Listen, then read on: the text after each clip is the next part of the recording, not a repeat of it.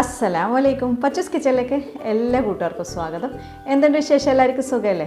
നമുക്കിന്നൊരു simple recipe ഉണ്ട്. വൈകുന്നേരം ചായക്ക് എന്തെങ്കിലും കഴിക്കട്ടെ. അപ്പോൾ ഇന്നൊരു ചക്ക കിട്ടിയിട്ടുണ്ടായിരുന്നു. അപ്പോൾ പഴുത്തിട്ടില്ല, അതായത് മധുരം വന്നിട്ടില്ല. ചക്ക മഞ്ഞ കളറൊക്കെ വന്നിട്ടുണ്ട്, പക്ഷേങ്കിൽ മധുരം വന്നിട്ടില്ല. അപ്പോൾ ഞാൻ കരുതി നമുക്കിന്ന് ചക്ക ചിപ്സ് ഉണ്ടാക്കിയാലോ. അപ്പോൾ വാ, നമുക്ക് തയ്യാറാക്കാം. ചക്ക ഫ്രൈ ചെയ്തെടുക്കാനായിട്ട് എണ്ണ വെച്ചിട്ടുണ്ട്. അടികട്ടിയുള്ള ചീനച്ചട്ടിയിൽ എണ്ണ വെച്ചിട്ടുണ്ട്. ഓയിലോ വെളിച്ചെണ്ണയോ നിങ്ങൾക്ക് ഇഷ്ടമുള്ളത് എടുക്കാവേ.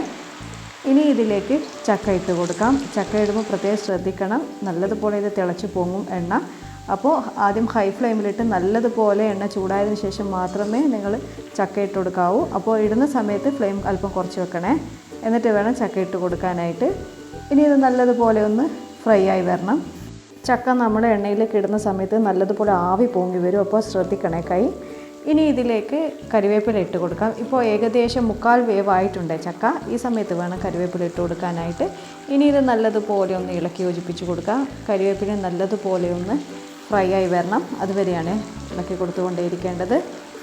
നല്ല ക്രിസ്പി ആയിട്ട് നമുക്ക് ഈ ചക്ക കിട്ടും. അപ്പോൾ അതുവരെ ഒന്ന് ഇതുപോലെ ഇളക്കി കൊടുത്തുകൊണ്ടേയിരിക്കണം. ആദ്യം ഹൈ ഫ്ലെയിമിൽ ഇട്ട് കൊടുത്തതിന് ശേഷം പിന്നെ മീഡിയം ഫ്ലെയിമിൽ ഇട്ടിട്ട് വേണം ഇതുപോലെ വറുത്തെടുക്കാനായിട്ട്.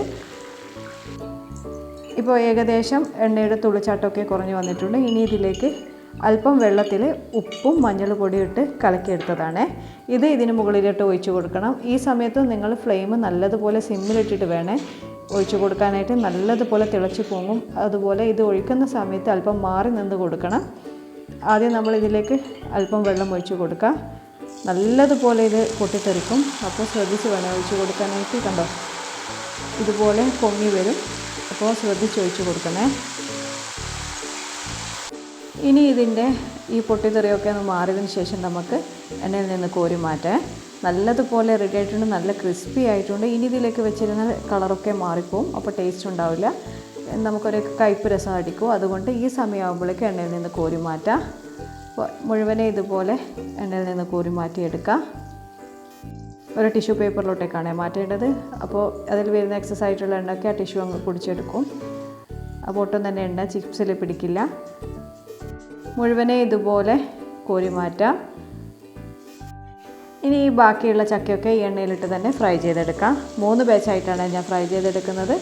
അപ്പോൾ നിങ്ങളുടെ കയ്യിൽ എത്രയാണോ ചക്കയുള്ളത് അത് ഡിവൈഡ് ചെയ്തിട്ട് നിങ്ങൾ ഫ്രൈ ചെയ്തെടുക്കുക. ഒരുപാട് എണ്ണ ഒഴിച്ചിട്ടൊന്ന് ഫ്രൈ ചെയ്തെടുക്കരുത് കേട്ടോ, കാരണം ഈ എണ്ണ നമുക്ക് റീയൂസ് ചെയ്യാൻ പറ്റില്ല.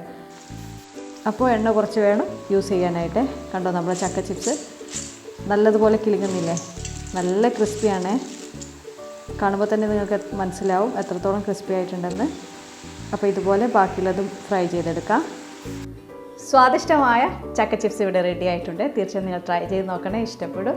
ഇനി സ്കൂളൊക്കെ തുറക്കുകയല്ലേ, അപ്പം മക്കൾക്ക് വൈകുന്നേരം സ്കൂൾ വിട്ടുന്ന സമയത്ത് ഇതുപോലെയൊക്കെ ട്രൈ ചെയ്ത് കൊടുത്തു കഴിഞ്ഞാൽ അവർക്ക് ഇഷ്ടപ്പെടും.